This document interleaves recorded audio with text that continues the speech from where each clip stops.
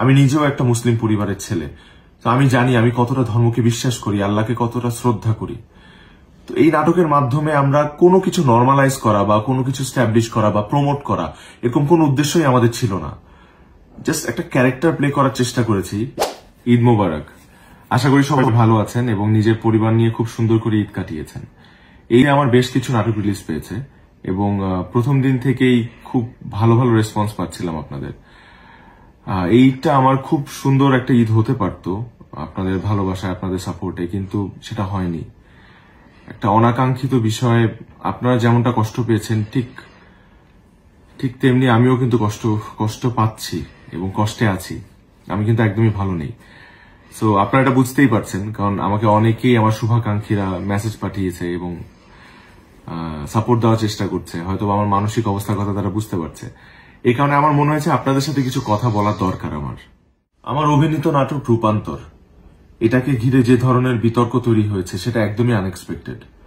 এই নাটকের মাধ্যমে আমরা কারো ধর্মীয় অনুভূতিকে আঘাত করা বা অন্য কোনো উদ্দেশ্য আমাদের নেই।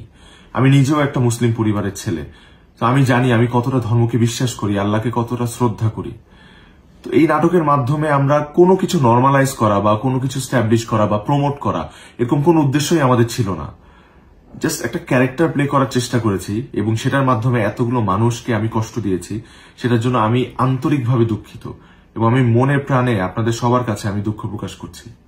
আমি দীর্ঘ 11 বছর যাবৎ নাটক করছি এবং আজকে আমার যে অবস্থান, এটার পেছনে আসলে আমার একার অবদান নেই। অবশ্যই আমার দর্শকের ভালোবাসা এবং সাপোর্টটা ছিল দেখে আজকে আমি অবস্থানে আসতে পেরেছি।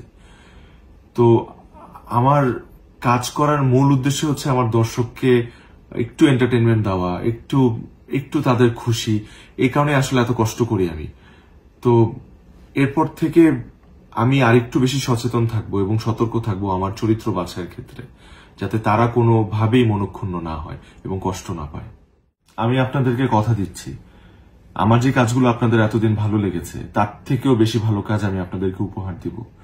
শুধু একটাই রিকোয়েস্ট, আমার উপর কোনো কষ্ট রাখবেন না, আমার জন্য দোয়া করবেন এবং সবাই ভালো থাকবেন। I love you all.